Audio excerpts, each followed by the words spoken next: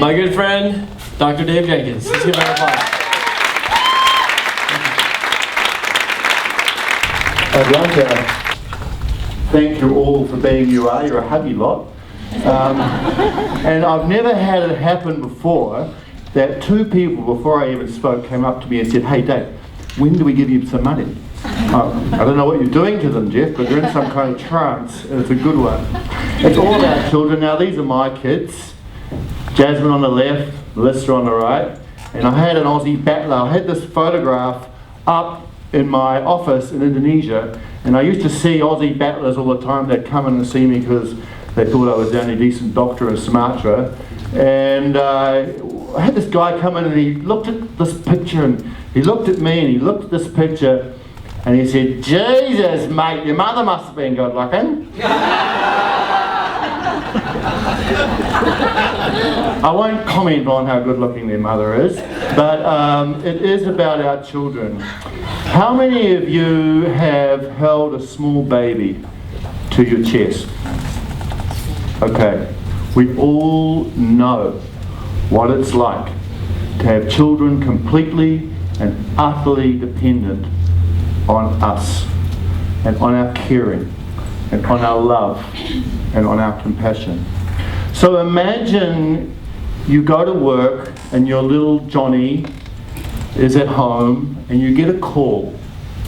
"Hey, you better come home, Johnny's sick." So you rush home and you find little Johnny there with a fever, twitching, very, very sick. And you don't know what to do. You have no doctor, you have no medicine, no nurse. All you can do is sit there and pray. Pray that Johnny will be alive tomorrow. Those are the parents, the loving parents we teach to make sure Johnny doesn't even get like that, and then if he does, to save Johnny's life. And this is the story. I was a director in that large building there. I sort of got jettisoned into the corporate ladder. I was a physician and I did some good work and it got noticed, and they flew me up to Singapore and they put me through about 3 days of incredible tests, wires and intelligence tests, and I thought, I'm history, I'm not going to get this job.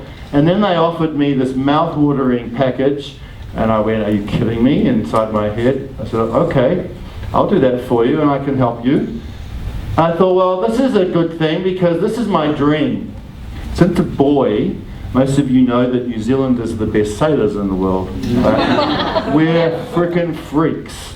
We, if it wasn't for Swiss bankers, we'd still have the America's Cup. But you bought all our best sailors, right? Okay, so well they did. But this is my dream. And I needed $1.5 million to get it. So here was my chance. And I was sailing for one of these boats and I went surfing to the Mentawais. Now the Mentawais are off Sumatra, this group of islands, very, very remote. That's an incredible sea between Sumatra. They're hard to get to. And they're home to these dudes. This is a shaman. This is a doctor. This is a Mentawai doctor. Now you can tell there's a bit of difference in the nutrition that's going on. And a little bit of difference with the dental hygiene. We've got some sick people here. You're the first doctor ever to be in this village. Would you mind helping? So I did. I went back, got my clinic, my bag, came back and saw this little kid who had malaria. And he'd been fighting malaria all his life. He was only about this tall. He was dying. This woman was brought to me in a wheelbarrow. She was subconscious. She did die that night. She had pneumonia. I couldn't save her. She was about a day too late.